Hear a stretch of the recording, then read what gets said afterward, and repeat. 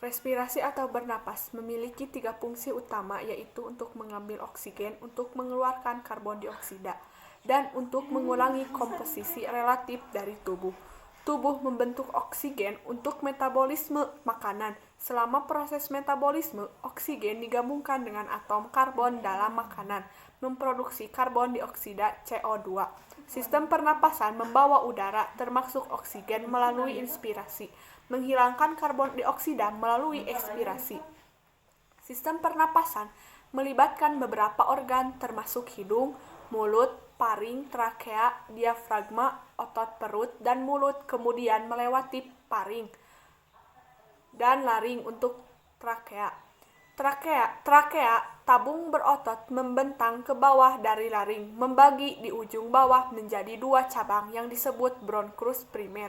Setiap bronkus memasuki paru-paru, di mana ia kemudian membagi ke saluran pernapasan sekunder, bronkiolus, dan akhirnya ductus alveolar mikroskopis yang berisi banyak kantung-kantung kecil yang disebut dengan alveoli. Alveoli dan kapiler bertanggung jawab untuk pertukaran oksigen dan karbon dioksida. Pada proses aktif disebabkan oleh kontraksi otot. Inspirasi menyebabkan paru-paru untuk mengembang di dalam toraks atau dinding dada. Ekspirasi, kontraksi adalah fungsi pasif, dibawa oleh relaksasi paru-paru yang mengurangi volume paru-paru dalam dada. Paru-paru mengisi sebagian besar ruang di dalam toraks yang disebut rongga dada dan sangat elastis, tergantung di dinding toraks. Oleh karena itu, jika udara yang masuk ke ruang antara dada dan paru-paru, salah satu atau kedua paru-paru akan buntu.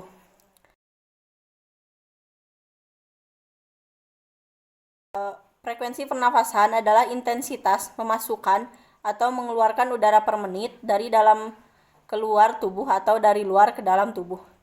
Pada umumnya, intensitas pernapasan manusia berkisar antara 16 sampai 18 kali.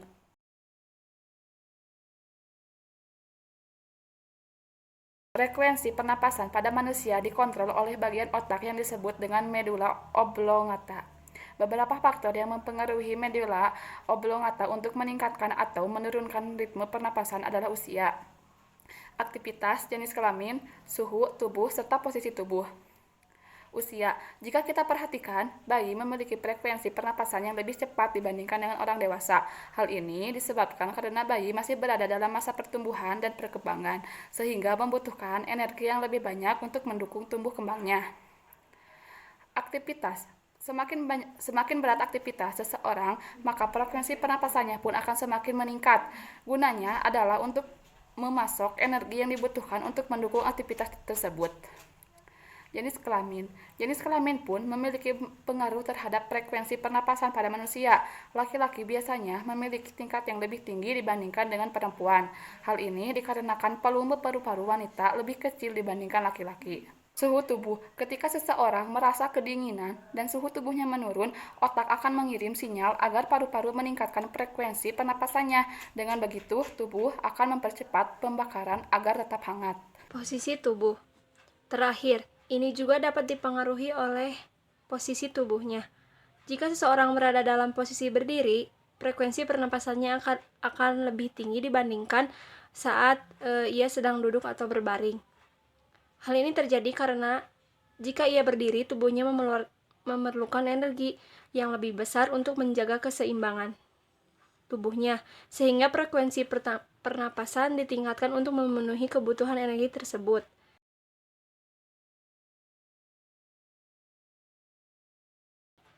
Untuk menentukan apakah laju pernapasan seorang normal, penting untuk mengukurnya saat istirahat. Untuk melakukan pengukuran yang akurat, perhatikan dada seorang tersebut naik dan turun. Untuk mengukur laju pernapasan, hitung jumlah napas selama 1 menit penuh atau hitung selama 30 detik. Pernapasan sebagian besar terjadi secara otomatis, yang berarti seseorang tidak perlu memikirkannya. Terkadang tubuh perlu menyesuaikan laju pernapasan. Reseptor di otak mendeteksi oksigen rendah atau karbon dioksida tinggi dan mengirimkan ke sinyal tubuh yang dapat mengubah laju pernapasan. Memiliki frekuensi pernapasan yang tidak normal dapat mengidentikan berbagai hal.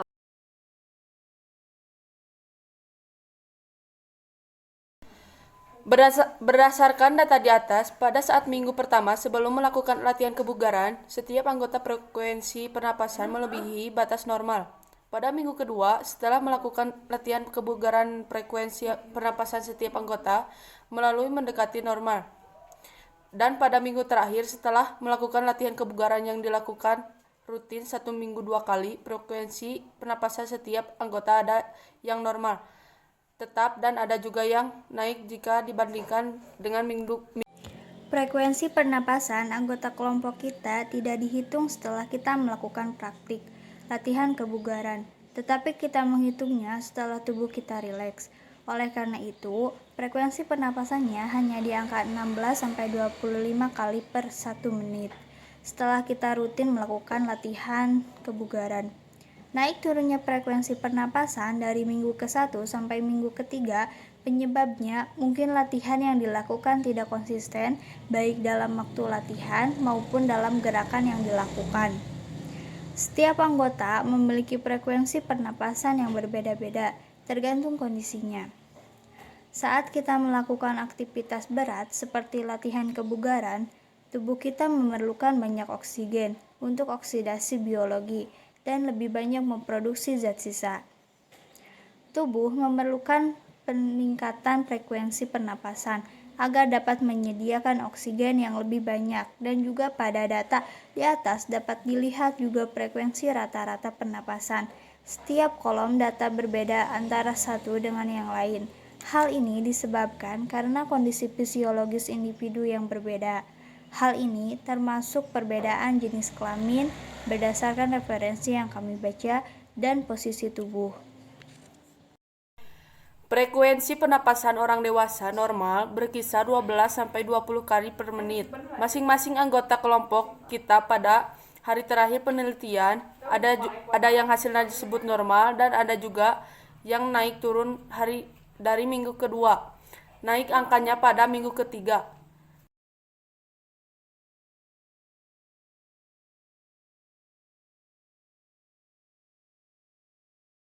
Kesimpulan dari penelitian terhadap frekuensi pernapasan setelah melakukan latihan kebugaran yaitu 1. Latihan kebugaran yang dilakukan rutin 1 minggu 2 kali oleh anggota berpengaruh terhadap frekuensi pernapasan. Yang kedua, posisi tubuh dan jenis kelamin juga berpengaruh terhadap frekuensi pernapasan juga setiap anggota. Yang ketiga, frekuensi pernapasan seseorang pada berbeda-beda meskipun melakukan aktivitas kebugaran yang sama.